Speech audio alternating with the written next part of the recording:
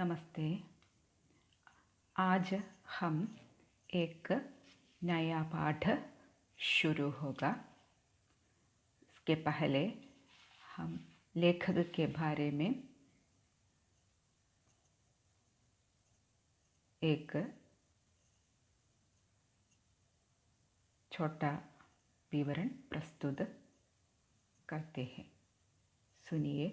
आप सुना है हजारी प्रसाद द्विवेदी, हिंदी के प्रमुख लेखक है हजारी प्रसाद द्विवेदी। हजारी प्रसाद द्विवेदी से लिखा गया एक लेखन हम पढ़ेंगे। पहले हजारी प्रसाद द्विवेदी के बारे में सुनिए। आचार्य हजारी प्रसाद द्विवेदी के व्यक्तित्व के कई पहलू हैं। आचार्य हजारी प्रसाद द्विवेदी के व्यक्तित्व के कई पहलू हैं। उपन्यासकार, निबंधकार, चिंतक, आलोचक, इतिहासकार और शोधकर्ता आदि अनेक रूपों में उन्होंने हिंदी साहित्य को समृद्ध किया है। निबंधकार के रूप में उन्हें सर्वाधिक प्रसिद्धि मिली। निबंधकार के रूप में उन्हें सर्वाधिक प्रसिद्धि मिली। आचार्य रामचंद्र शुक्ल के बाद यदि किसी निबंधकार ने हिंदी निबंध को नवीन क्षितिज दिखाया है तो वे हजारी प्रसाद द्विवेदी ही है। समझा? आचार्य रामचंद्र शुक्ल के बाद यदि किसी निबंधकार ने हिंदी निबंध को नवीन क्षितिज दिखाया है तो वे हजारी प्रसाद द्विवेदी ही है। उनके निबंध ललित निबंध की श्रेणी में रखे जाते हैं। उनके निबंध ललित निबंध की श्रेणी में रखे जाते हैं। पांडित्य और सहजता, गांधीर्य और विनोद प्रियता, परंपरा और नवीनता का विरल संयोग उनके निबंधों में दिखाई देता है। एक बार भी सुनिए। उनके निबंध ललित निबंध की श्रेणी में रखे जाते हैं। पांडित्य और सहजता, गांधीर्य और विनोद प्रियता, परंपरा और नवीनता का विरल संयोग उनके निबंधों में दिखाई देता है। अशोक के फूल, विचार और वितर्क, कल्पलता, विचार प्रवाह और कुटच उनके निबंध संग्रह हैं। समझा? अशोक के फूल, विचार और वितर्क, कल्पलता, विचार प्रवाह और कुटच उनके निबंध संग्रह हैं। डॉक्टर राम स्वरूप चतुर्वेदी ने उनके निबंधों के बारे में लिखा है। आचार्य द्विवेदी के निबंधों में निबंध कला का श्रेष्ठतम रूप देखने को मिलता है। डॉक्टर रामस्वरूप चतुर्वेदी ने उनके निबंधों के बारे में हजारी प्रसाद द्विवेदी जी के निबंधों के बारे में लिखा है। आचार्य द्विवेदी के निबंधों में निबंध कला का श्रेष्ठ श्रेष्ठतम रूप देखने को मिलता है। व्यापक मानवतावादी दृष्टिकोण और एक गंभीर सांस्कृतिक निष्ठा उनकी निबंध कला की प्रमुख विशेषताएं हैं। व्यापक मानवतावादी दृष्टिकोण और एक गंभीर सांस्कृतिक निष्ठा उनकी निबंध कला की प्रमुख विशेषताएं हैं, जो उनकी गंभीर और पैनी विनोद वृत्ति के सहयोग से अधिक चमक उठती है। जो उनकी गंभीर और पैनी विनोद वृत्ति के सहयोग से अधिक चमक उड़ती है। समझा?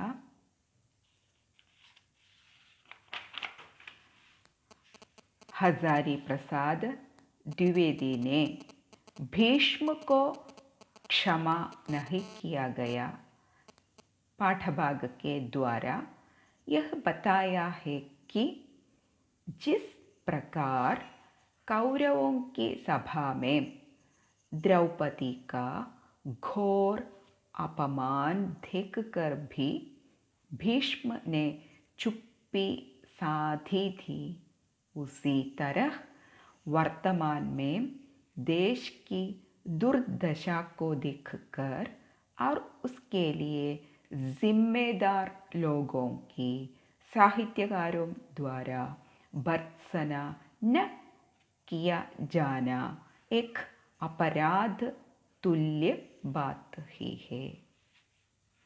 समझा?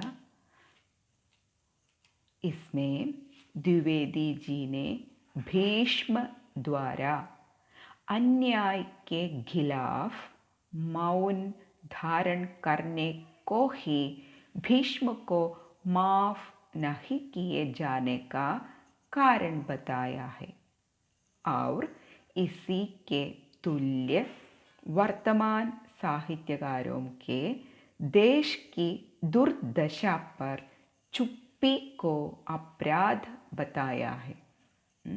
द्विवेदी जी कहते हैं, आजकल भी विद्वान तो बहुत हैं, आजकल भी विद्वान तो बहुत है जो जानते भी बहुत कुछ है, लेकिन वे करते कुछ नहीं। वो कहते हैं कि करने वाला ही इतिहास का निर्माता होता है। सुनिए एक बार, वो कहते हैं कि करने वाला ही इतिहास का निर्माता होता है। इतिहास का रथ वही हाँकता है जो सोचने के साथ उस सोचे हुए को वास्तव में करता भी है। इतिहास का रथ वही हाँकता है जो सोचने के साथ उस सोचे हुए को वास्तव में करता भी है। समझा? ഇവിടെ ഹസാരി പ്രസാദ് ദ്വിവേദി എന്ന ലേഖകനെ കുറിച്ച് ഇപ്പോൾ പറഞ്ഞു. അദ്ദേഹം എഴുതിയിട്ടുള്ള ഒരു ലേഖനം നമുക്ക് പഠിക്കാനുള്ളത് പുതിയതായിട്ട് അടുത്ത പാഠഭാഗം. ലേഖനത്തിൻ്റെ പേര് ഭീഷ്മ കോ ക്ഷമ നഹി കിയ ഗയ. ഭീഷ്മ കോ ക്ഷമ നഹി കിയ ഗയ. ഇതാണ് നമ്മുടെ പുതിയതായിട്ടുള്ള പാഠഭാഗം. അപ്പോൾ ഹസാരി പ്രസാദ് ദ്വിവേദിയുടെ വളരെ പ്രസിദ്ധമായിട്ടുള്ളൊരു നിബന്ധ ലേഖനമാണ് ഇത്. അപ്പോൾ നമ്മളിവിടെ ഹസാരി പ്രസാദ് ദ്വിവേദിയെക്കുറിച്ച് പറഞ്ഞു. അദ്ദേഹം ഹിന്ദി സാഹിത്യത്തിൽ വളരെ വ്യക്തിമുദ്ര പതിപ്പിച്ചിട്ടുള്ള ഒരു എഴുത്തുകാരനാണ്. അദ്ദേഹം നോവലിസ്റ്റ്, അതുപോലെ തന്നെ ചിന്തകൻ, നിരൂപകൻ, അതുപോലെ തന്നെ ഇതിഹാസകാരൻ അഥവാ ചരിത്രകാരൻ, ലേഖകൻ, ഇങ്ങനെ ഒരുപാട് മേഖലകളിൽ കഴിവ് തെളിയിച്ചിട്ടുള്ള, സാഹിത്യത്തിൻ്റെ വിവിധ മേഖലകളിൽ കഴിവ് തെളിയിച്ചിട്ടുള്ള ഒരു പ്രതിഭയാണ് ഹസാരി പ്രസാദ് ദ്വിവേദി. അതുകൊണ്ട് തന്നെ ഹസാരി പ്രസാദ് ദ്വിവേദി അദ്ദേഹത്തിൻ്റെ സാഹിത്യ രചനകളിലൂടെ ഹിന്ദി സാഹിത്യത്തെ സമൃദ്ധിക്കുക, വളരെ സമൃദ്ധമാക്കി. അദ്ദേഹത്തിൻ്റെ തൂലികയിലൂടെ അല്ലെങ്കിൽ അദ്ദേഹത്തിൻ്റെ രചനകളിലൂടെ അദ്ദേഹം ഹിന്ദി സാഹിത്യത്തെ സമൃദ്ധമാക്കിയിട്ടുള്ള എഴുത്തുകാരനാണ്. മാത്രമല്ല ഒരു നിബന്ധകാരൻ അല്ലെങ്കിൽ ഒരു ലേഖകൻ അല്ലെങ്കിൽ ഒരു നിബന്ധകാരൻ എന്ന നിലയിലാണ് ഹസാരി പ്രസാദ് ദ്വിവേദി ഏറ്റവും അധികം പ്രസിദ്ധി നേടിയത്. അതുമാത്രമല്ല അദ്ദേഹത്തിൻ്റെ നിബന്ധ് അല്ലെങ്കിൽ ലേഖനങ്ങളൊക്കെ ലളിത് നിബന്ധ് കി ശ്രേണി, എന്നുവെച്ചാൽ വളരെ ലളിതമായ ലേഖനങ്ങൾ എന്ന ആ ഒരു ശ്രേണി, ഒരു വിഭാഗത്തിൽ ഉൾപ്പെടുത്താൻ കഴിയുന്നവയാണ്. അപ്പോൾ ഹസാരി പ്രസാദ് ദ്വിവേദി ഒട്ടനവധി നിബന്ധങ്ങൾ അല്ലെങ്കിൽ ഒട്ടനവധി ലേഖനങ്ങൾ എഴുതിയിട്ടുണ്ട്. അപ്പോൾ അദ്ദേഹത്തിൻ്റെ ലേഖനങ്ങളൊക്കെ ലളിത് നിബന്ധ് അഥവാ ലളിതമായ വളരെ സരളമായ ലേഖനങ്ങൾ എന്ന ആ ഒരു ശ്രേണിയിൽ അല്ലെങ്കിൽ ആ ഒരു വിഭാഗത്തിൽ ഉൾപ്പെടുത്താൻ സാധിക്കും. മാത്രമല്ല അദ്ദേഹത്തിൻ്റെ നിബന്ധ് അല്ലെങ്കിൽ ലേഖനങ്ങളിൽ എല്ലായിടത്തും എന്തൊക്കെ പ്രത്യേകതകൾ നമുക്ക് കാണാൻ കഴിയും. പാണ്ഡിത്യം, അതുപോലെ തന്നെ സ്വാഭാവികത, ഗാംഭീര്യം, അതുപോലെ തന്നെ വിനോദപ്രിയത, അങ്ങനെയുള്ള നവീനത, അതെല്ലാം അദ്ദേഹത്തിൻ്റെ ലേഖനങ്ങളിൽ നമുക്ക് ദിഖായി ദേത്താ ഹൈ കാണാൻ സാധിക്കും. അപ്പോൾ ഇതെല്ലാം ഈ പറഞ്ഞ എല്ലാ കാര്യങ്ങളും ഒത്തുചേർന്നിട്ടുള്ളതായിരിക്കും ഹസാരി പ്രസാദ് ദ്വിവേദിയുടെ എല്ലാ ലേഖനങ്ങളും. അപ്പോൾ അതുകൊണ്ട് തന്നെ അദ്ദേഹത്തിൻ്റെ ലേഖനങ്ങളെ ലളിതമായ അല്ലെങ്കിൽ വളരെ സരളമായിട്ടുള്ള ലേഖനങ്ങൾ എന്ന് നമുക്ക് പറയാൻ പറ്റും. ഇനി അദ്ദേഹം എഴുതിയിട്ടുള്ള കുറച്ച് ലേഖനങ്ങളിൽ പ്രധാനപ്പെട്ടവ ഇവയാണ്. എന്തൊക്കെയാണ് അതിൻ്റെ പേരുകളാണ് ഇനി പറയുന്നത്. അശോക് കെ ഫൂൽ, അശോക് കെ ഫൂൽ, അശോക് കെ ഫൂൽ, വിചാർ ഔർ വിതർക്ക്, കൽപ്പലത, വിചാർ പ്രവാഹ്, കുടച്ച്, ഇതൊക്കെ അദ്ദേഹത്തിൻ്റെ നിബന്ധ സംഗ്രഹ, നിബന്ധ് അഥവാ ലേഖനങ്ങളുടെ സംഗ്രഹ സമാഹാരങ്ങളാണ്. അപ്പോൾ അശോക് കെ ഫൂൽ, വിചാർ ഔർ വിതർക്ക്, കൽപ്പലത, വിചാർ പ്രവാഹ്, കുടച്ച്, ഇതെല്ലാം അദ്ദേഹത്തിൻ്റെ ലേഖനങ്ങൾ ഉൾപ്പെട്ടിട്ടുള്ള അതിൻ്റെ ഒരു സമാഹാരങ്ങളാണ്. പിന്നെ ഹിന്ദിയിലെ മറ്റൊരു പ്രശസ്ത എഴുത്തുകാരനായിട്ടുള്ള ഡോക്ടർ രാം സ്വരൂപ് ചതുർവേദി, ഡോക്ടർ രാം സ്വരൂപ് ചതുർവേദി. ഈ രാം സ്വരൂപ് ചതുർവേദി ഹസാരി പ്രസാദ് ദ്വിവേദിയുടെ ലേഖനങ്ങളെക്കുറിച്ചിട്ട് ഇങ്ങനെ എഴുതിയിട്ടുണ്ട്. എന്താണ് അദ്ദേഹം എഴുതിയിട്ടുള്ളത്? आचार्य द्विवेदी के निबंधों में निबंध कला का श्रेष्ठतम रूप देखने को मिलता है. ആചാര്യ ഹസാരി പ്രസാദ് ദ്വിവേദിയുടെ ലേഖനങ്ങളിൽ ലേഖനകലയുടെ വളരെ ശ്രേഷ്ഠമായിട്ടുള്ള വളരെ ഉത്തമമായിട്ടുള്ള ഒരു രൂപം ദേഖ്നേക്കോ മിൽത്ത കാണാൻ കഴിയും. ഹസാരി പ്രസാദ് എഴുതിയിട്ടുള്ള എല്ലാ ലേഖനങ്ങളിലും ആ ലേഖനകലയുടെ വളരെ ഉത്തമമായ രൂപമാണ് നമുക്ക് കാണാൻ കഴിയുക എന്ന് ഡോക്ടർ രാം സ്വരൂപ് ചതുർവേദി എഴുതിയിട്ടുണ്ട്. ആരെക്കുറിച്ച്? ഹസാരി പ്രസാദ് ദ്വിവേദിയുടെ ലേഖനങ്ങളെക്കുറിച്ച്. മാത്രമല്ല അദ്ദേഹത്തിൻ്റെ എല്ലാ ലേഖനങ്ങളുടെ കാര്യങ്ങൾ എടുത്തു നോക്കിക്കഴിഞ്ഞാൽ അതിൽ വ്യാപക് മാനവതാവാദി ദൃഷ്ടികോൺ और गंभीर सांस्कृतिक निष्ठा की निबंध कला की प्रमुख विशेषताई. ഹസാരി പ്രസാദ് ദ്വിവേദിയുടെ എല്ലാ ലേഖനങ്ങൾ എടുത്തു കഴിഞ്ഞാലും അതിലെല്ലാം വ്യാപക് മാനവതാവാദി ദൃഷ്ടികൾ, വ്യാപകമായ മാനവതാവാദി ദൃഷ്ടികൾ, മനുഷ്യന് വേണ്ടി വാദിക്കുന്ന അദ്ദേഹത്തിൻ്റെ മാനവതാവാദി ആയിട്ടുള്ള അല്ലെങ്കിൽ മനുഷ്യന് വേണ്ടിയിട്ട് വാദിക്കുന്ന അദ്ദേഹത്തിൻ്റെ ഒരു കാഴ്ചപ്പാട് അത് നമുക്ക് കാണാൻ കഴിയും. അതുപോലെ തന്നെ സാംസ്കൃതിക നിഷ്ഠ, നമ്മുടെ സംസ്കാരത്തിൻ്റേതായിട്ടുള്ള മഹത്വം, അതൊക്കെ അദ്ദേഹത്തിൻ്റെ നിബന്ധ് അഥവാ ലേഖനങ്ങളിൽ നമുക്ക് കാണാൻ പറ്റും. ഇതൊക്കെ അദ്ദേഹത്തിൻ്റെ നിബന്ധ് അഥവാ ലേഖനങ്ങളുടെ പ്രമുഖമായിട്ടുള്ള അല്ലെങ്കിൽ പ്രധാനപ്പെട്ട വിശേഷതകളായി എടുത്തു പറയാവുന്നതാണ്. ഇതൊക്കെ അദ്ദേഹത്തിൻ്റെ ലേഖനങ്ങളിൽ എല്ലായിടത്തും നമുക്ക് ദർശിക്കാം അല്ലെങ്കിൽ കാണാൻ സാധിക്കും എന്നാണ് പറയുന്നത്. ഇനി അദ്ദേഹം എഴുതിയിട്ടുള്ള ഭീഷ്മക്കോ ക്ഷമ നഹി കിയാ ഗയ എന്ന ഒരു ലേഖനം, ഒരു നിബന്ധ് ആണ് നമുക്കിവിടെ പഠിക്കാനുള്ളത്. അപ്പോൾ ഈ ഒരു ലേഖനത്തിൽ ഹസാരി പ്രസാദ് ദ്വിവേദി പറയുന്നത്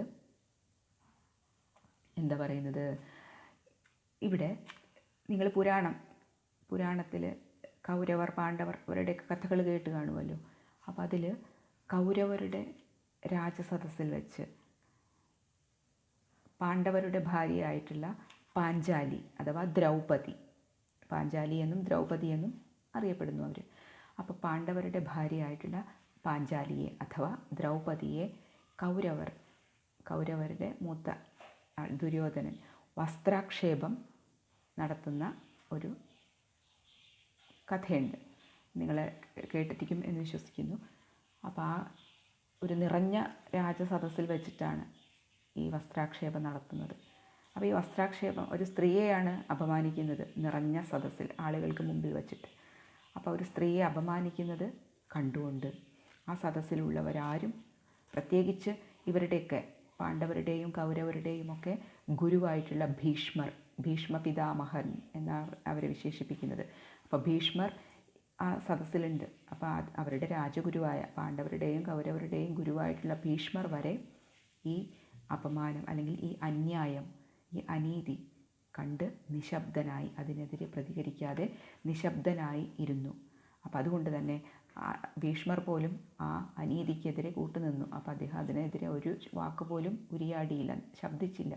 അങ്ങനെയുള്ള ഭീഷ്മർക്ക് ചരിത്രം മാപ്പ് കൊടുത്തിട്ടില്ല. അദ്ദേഹത്തിനോട് ചരിത്രം ഇന്ന് വരെ ക്ഷമിച്ചിട്ടില്ല. കാരണം ഒരു സ്ത്രീയെ അപമാനിക്കുന്നത് കണ്ടുകൊണ്ട് ഇരിക്കാൻ പാടില്ലല്ലോ ഏതൊരാളും.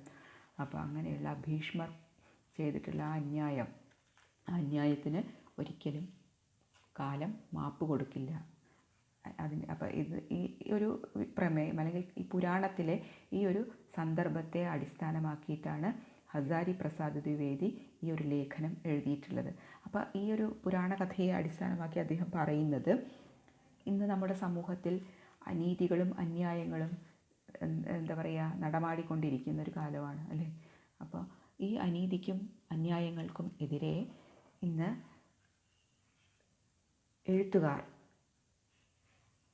എഴുത്തുകാരും ഈ അനീതിക്കും അന്യായങ്ങൾക്കുമെതിരെ അവരുടെ തൂലിക ചലിപ്പിക്കുന്നില്ല. അവരെല്ലാം നിശബ്ദരായിട്ടിരിക്കുകയാണ്. അപ്പോൾ അനീതിയും അന്യായങ്ങളും എവിടെയാണോ ഉള്ളത് അവിടെ ഒരു എഴുത്തുകാരൻ്റെ ധർമ്മമാണ് അദ്ദേഹത്തിൻ്റെ തൂലികയിലൂടെ ആ അനീതിക്കെതിരെ, ആ അന്യായത്തിനെതിരെ ശബ്ദമുയർത്തുക എന്ന്. അപ്പം അങ്ങനെ ശബ്ദമുയർത്താതിരിക്കുന്ന കാലം വരെ ആ എഴുത്തുകാരന് കാലം മാപ്പ് കൊടുക്കില്ല എന്നതാണ് ഹസാരി പ്രസാദ് ദ്വിവേദി ഈ ലേഖനത്തിലൂടെ പറഞ്ഞു തരുന്നത്. മനസ്സിലാവുന്നുണ്ടോ? അപ്പോൾ ഇത്രയാണ് നമുക്ക് ഇന്നത്തെ ക്ലാസ്സിൽ ഒരു ആമുഖം എന്ന നിലയ്ക്ക് പറയാനുള്ളത്. അപ്പോൾ ഇത് ഹസാരി പ്രസാദ് ദ്വിവേദിയെക്കുറിച്ചുള്ളൊരു ചെറിയൊരു വിവരണം മാത്രമാണ് ഇന്നത്തെ ക്ലാസ്സിൽ തന്നിരിക്കുന്നത്.